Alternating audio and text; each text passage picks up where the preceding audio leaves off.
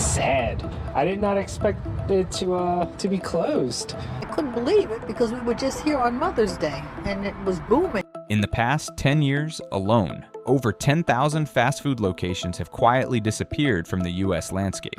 Subway closed more than 4,000 stores. Quiznos, 96% gone. Boston Market didn't just lose stores, it lost its own headquarters. These weren't small businesses, these were billion-dollar giants. And yet, in today's economy, they're falling like dominoes. It forces a haunting question. Has America decided that its working class no longer matters? That those living paycheck to paycheck aren't worth accommodating anymore for generations? Fast food was never just a meal. It was a promise. But now, that quiet guarantee is cracking under the weight of inflation, automation, and corporate disinterest. This is the Downturn Report, where the truth gets personal. And today, we will reveal 5 fast food chains that could disappear by 2026. Number 1, Subway. There was a time when 5 wrinkled dollars could still buy you something warm, filling, and dependable. A foot-long sandwich with your name on it, wrapped in white paper and handed over with a smile. No reservations, no pressure, just food that understood your budget and didn't ask for more than you had. That place was Subway, and now, it's slipping into memory. Across America, the lights are turning off. Over 4,000 Subway locations have vanished in just the last 5 years. In 2023, the company was sold in silence, no headlines, no public mourning.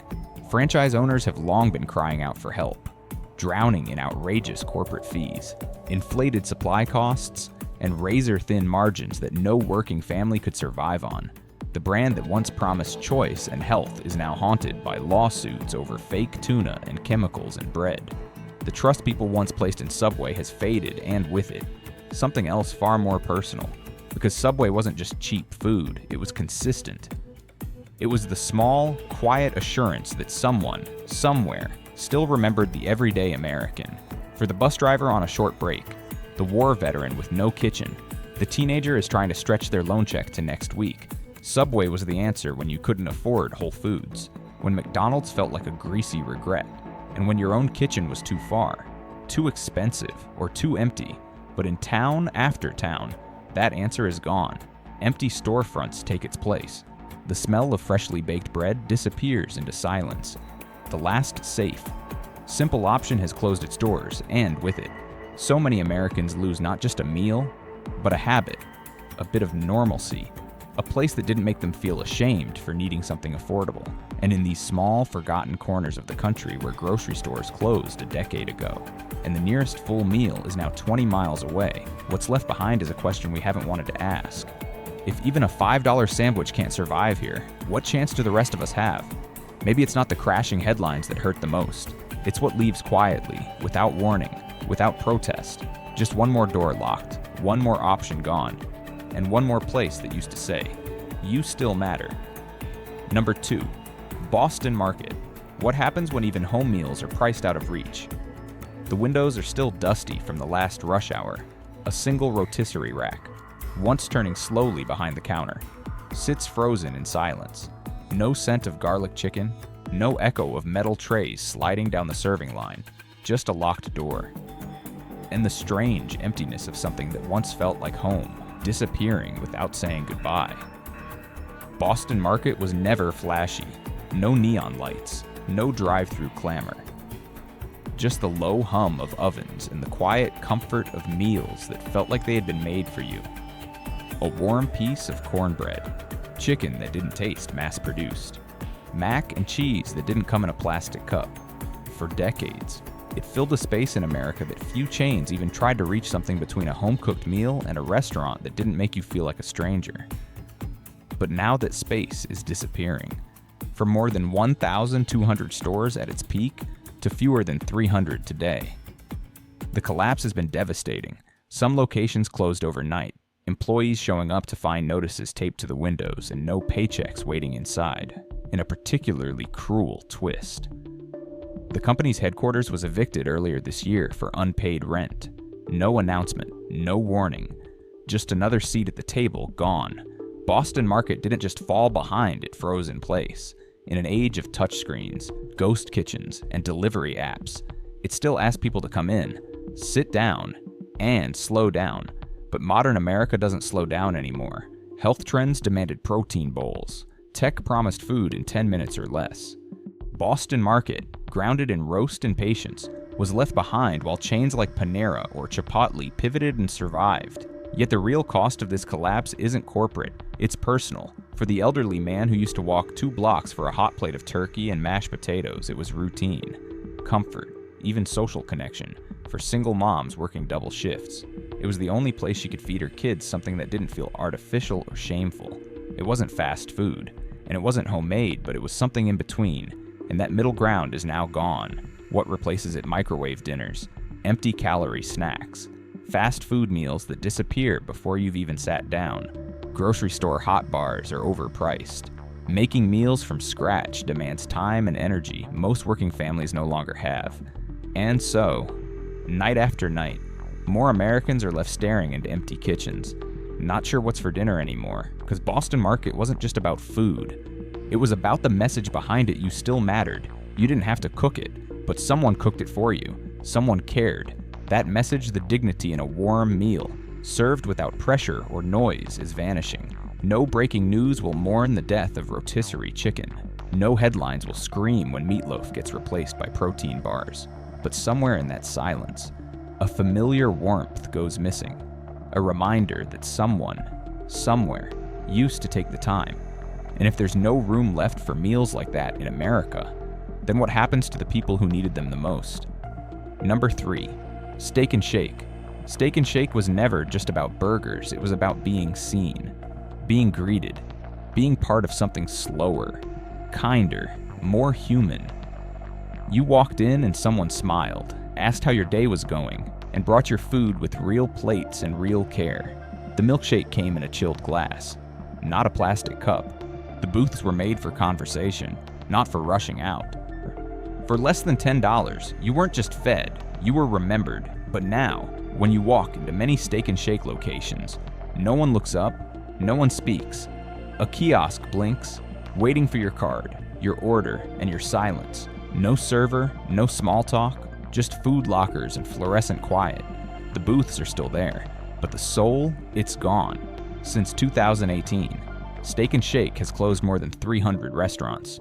In 2021, it nearly collapsed under more than $153 million in debt. Instead of saving what made it beloved, the company made a sharp turn, removing table service entirely in most locations.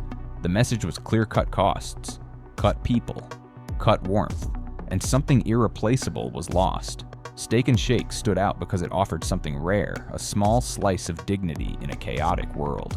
It was a place where a retiree on Social Security could sit for an hour and sip coffee, where a kid fresh out of school could get a double steak burger and feel grown up, where a waitress might call you Han and mean it. It was modest but deeply meaningful. That meaning doesn't show up on profit sheets, but it lives in the quiet sadness of customers now navigating machines instead of eye contact. It shows in older folks who don't understand apps, who shuffle in looking for a booth and find blinking screens instead. It shows in single parents who just wanted a sit-down meal with their child without the coldness of automation. Replacing human touch with self-service might balance the books, but it unbalances the soul of a community. You can't program kindness. You can't automate being known. And that's what Steak and Shake has truly lost, not recipes, but relationships. This shift says something unsettling, that people who still want a little warmth with their meal no longer matter to the system. That if you can't move fast, if you need help carrying a tray, if you need conversation more than convenience, you're no longer welcome, not directly, but quietly. Quiet enough to miss until it's too late. The food is still okay. The shake still hits the spot, but it all feels emptier now, because what made Steak and Shake special wasn't the menu. It was the way time slowed down inside those checkered walls, just enough to remind you that you were human. And now that it's gone, replaced by a screen and a locker, what are we left with? A cheaper meal?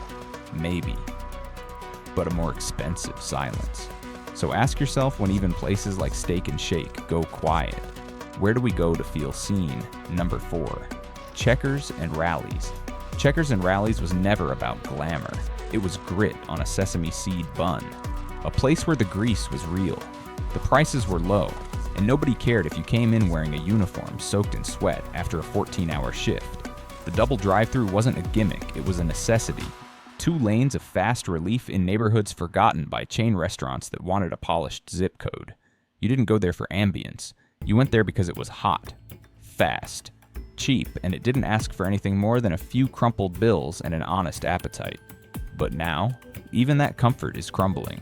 In 2023, Checkers and Rallies filed for Chapter 11 bankruptcy, drowning in more than $650 million of debt. Dozens of locations shuttered without notice. Customers pulled up to drive-through lanes blocked by caution tape.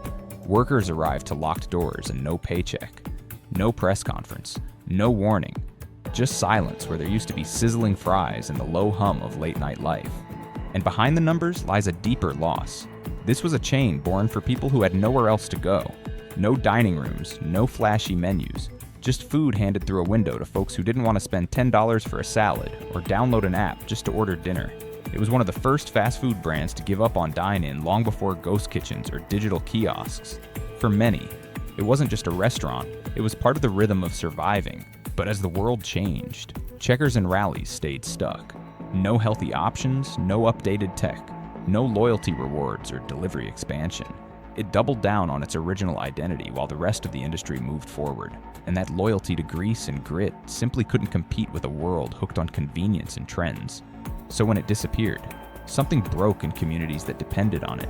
For the grandmother picking up dinner for 3 grandkids, it means another night of frozen food. For the overnight laborer without a car, it means risking a dangerous walk or skipping dinner altogether. For the young dad scraping by, trying to stretch a $20 bill across 2 days, it means fewer options and another quiet sacrifice.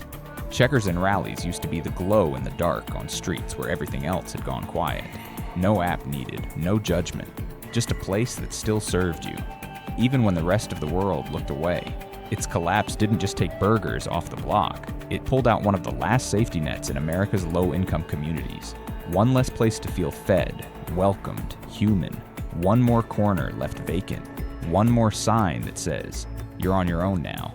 And when that message spreads, what kind of nation are we becoming? Because if even the burger joint built for the struggling and the forgotten no longer survives, what does that say about who gets to be served in this country anymore? Number 5, Del Taco. A locked door. A dark window. A missing glow from the only place that used to stay open after 8. That's how some folks in forgotten corners of America found out Del Taco had left town without a farewell, without a reason. 1 week it was still there, still serving up that greasy mix of tacos, cheeseburgers, and those oddly comforting crinkle-cut fries. The next week, nothing but silence and a cracked sign barely clinging to the wall. Del Taco was never the headline act. It didn't boast Super Bowl commercials or celebrity spokespeople, but for thousands of working-class neighborhoods, it played a much more important role. It was the fallback, the bridge between 2 impossible choices. It didn't demand loyalty, but it offered consistency. When payday was still 3 days away and the fridge was empty, Del Taco filled in the blanks. Not gourmet, not great, but there. With more than 580 stores across the United States, its quiet slogan, "Mexican fast food with fries," said it all. It wasn't trying to be authentic, it was trying to survive in the gap between identities. It didn't matter if the burritos leaned too salty or the burgers came from frozen patties. What mattered was that, under one roof, a family could order 5 different things and all leave satisfied. You didn't argue over what to eat, you just ate, but underneath the surface. Del Taco was always drifting. It never quite knew what lane it belonged to. Was it a discount version of Taco Bell A burger joint with a Latin twist?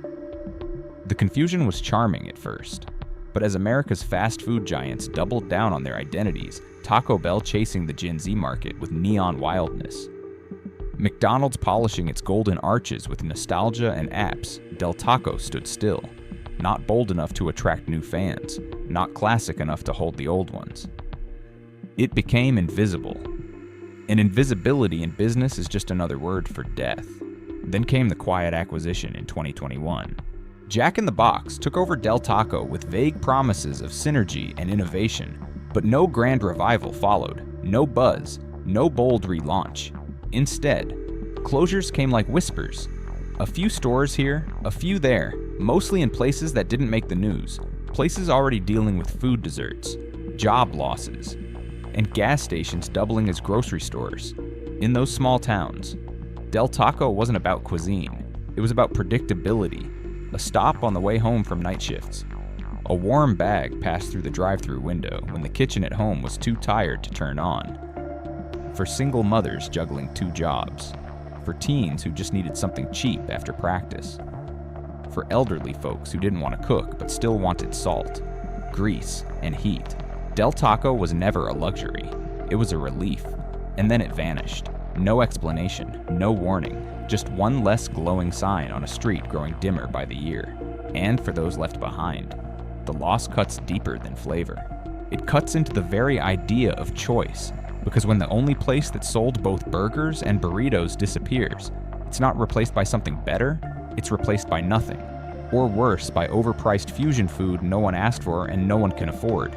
Even stranger, the most beloved item on the menu wasn't even Mexican or American. It was the fries, crisp, golden, and oddly comforting.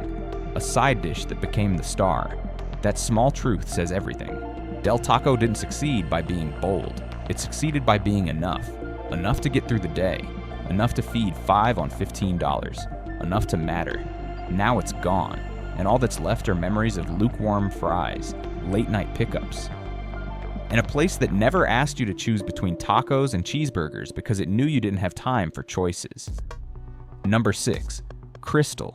Imagine driving down a familiar road, one you've taken for decades, only to glance at the corner and see that the Crystal sign is gone. Not broken. Not dim. Just gone. The building sits quiet now, its windows dark, the parking lot empty, the smell of warm onions and fryer grease replaced by nothing at all. No warning, no explanation. Just a vanishing that feels far too personal for so many in the rural South. Crystal wasn't just another fast food chain, it was the only chain within reach. A place where $4 could still mean a hot meal, not a compromise. In towns across Alabama, Georgia, Mississippi, Tennessee, and even parts of Kentucky, Crystal stood like a beacon for working families, truckers, retirees, and students with late shifts and tight budgets. It didn't boast flash or variety. It didn't have viral ads or trendy campaigns. But it had something quieter, something more honest. A bag of sliders for under $5, chili cheese fries that stuck to your ribs, a cup of sweet tea big enough to last you past state lines. And for those who needed it most. That wasn't just dinner, that was a plan. That was safety. But in 2020, that comfort began to dissolve. Crystal filed for bankruptcy, drowning in over $100 million of debt. The collapse wasn't a fiery explosion, it was a slow erosion. 44 stores were closed without notice. Employees showed up in the morning to find the doors locked. Locals arrived hungry, only to face cold silence and for lease signs. Within months, the entire company was sold off for just $27 million, a shockingly small figure, barely enough to buy a few locations of its more modern competitors like Raising Cane's or Chick-fil-A. Crystal didn't lose because it was bad. It lost because it stood still while the world sped past.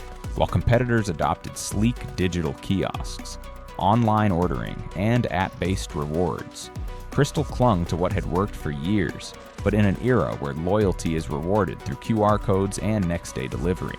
Standing still is a death sentence. Even the most loyal customers can't prop up a business that refuses to evolve. And what's truly lost isn't just the food, it's the space. It's the rhythm of life that Crystal supported. The teenager grabbing 6 sliders before his shift at the tire shop. The elderly couple who split a small meal every Tuesday after the pharmacy run. The single mom who, with less than $10 in her wallet, could still feed her kids and see them smile.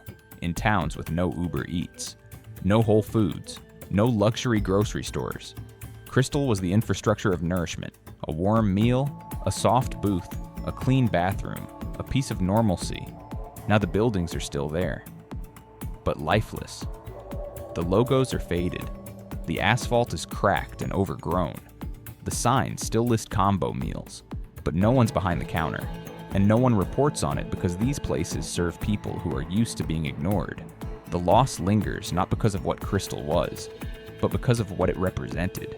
It wasn't about indulgence or image, it was about access. It was about dignity on a budget. And now, even that is disappearing. Not with a bang, but with a whisper. In 2025, even the smallest comforts have price tags out of reach. Even the things that once cost $4, 4 simple dollars are slipping away. And with them, a sense of stability, a sense of place, a sense of being seen. So when you pass one of those empty crystal buildings, you're not just seeing a restaurant that closed.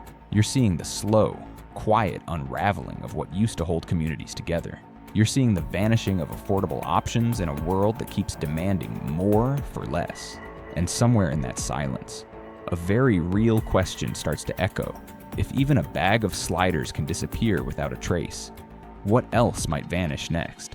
Number 7, Quiznos. What if almost everything you remember about a once beloved sandwich chain just faded and no one said a word? That's what happened to Quiznos. A disappearance so total, so gradual, so quiet, it's hard to believe it was ever there. In its heyday, over 5,000 Quiznos locations dotted the American landscape. Today, fewer than 200 remain.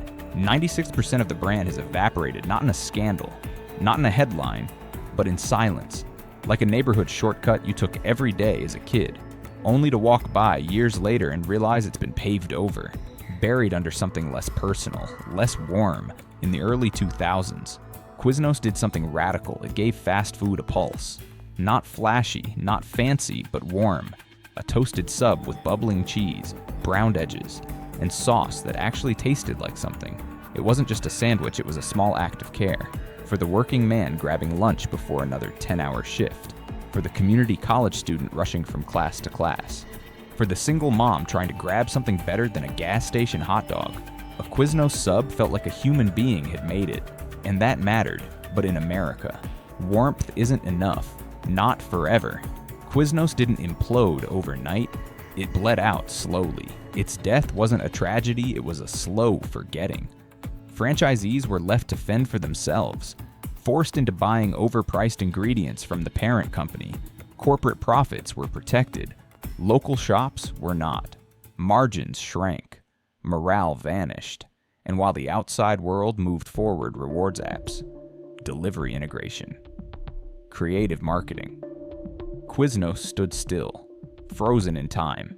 It filed for bankruptcy in 2014, then again in 2018. Each collapse took more stores with it. Each revival promise grew thinner. The lights dimmed until only a handful remained. Meanwhile, competitors surged. Jersey Mike's leaned on sincerity and sliced-to-order meats. Firehouse Subs built a brand on service and community. Even Subway, once terrified of Quiznos, found ways to evolve. Quiznos, by contrast, kept selling the same toasted sub at the same high price, with fewer and fewer reasons to justify the choice. Its quirky ads lost their charm. Its brand identity blurred until no one really knew what Quiznos stood for anymore. And so, for the millions who once found comfort in those warm sandwiches, Quiznos became more than a memory. It became a marker, a reminder that in this unforgiving economy, survival isn't just about quality, it's about momentum, adaptation, and timing. You can be loved, you can be better, and you can still be left behind. For many small cities and suburbs, Quiznos used to offer a bridge between fast and fresh, a place where you didn't have to sacrifice warmth for speed. Today, those storefronts sit dark, empty signs, covered windows, more vending machines, more pre-wrapped, flavorless convenience. The human touch erased by corporate consolidation and the myth of efficiency. The vanishing of Quiznos stings not because it was a giant, but because it was enough. It wasn't a splurge, it wasn't a compromise. It was the middle, the place where working class America lived. And now, that middle is vanishing, not due to lack of demand, but because the system makes no room for moderation. In 2025, the market rewards only extremes, the fastest or the fanciest, the cheapest or the most luxurious. Just enough is no longer enough. And when that toasted sub disappears, what goes with it isn't just food, it's the moment. That quick pause in a long day, that $5 break that made the next few hours more bearable. What's left is silence, and more of the same, fewer choices, more sameness, and a quiet erosion of things that used to bring a flicker of joy. Quiznos once gave America something warm and humble, and now, it's a ghost of that warmth still drifting through empty food courts and shuttered plazas. a whisper from a lunch break that once felt like yours, now lost to time. This isn't just about 7 fast food chains closing, it's the silent unraveling of something much bigger, a way of life that millions depended on. A culture built on the promise that $5 could still get you a hot meal, that a drive-through window meant convenience without shame, that even after a long shift, a worker could sit down, unwrap something warm, and feel seen. But when fast food stops being fast and stops being affordable, who gets left behind? And if burgers and fries, America's most basic comfort, are no longer made with everyday people in mind, then what else might slip quietly out of reach? Did you clock in at Quiznos during college? Did Checkers carry you through a week when the fridge was empty? Share your memory below. Because this story isn't just about restaurants, it's about you. And we're listening.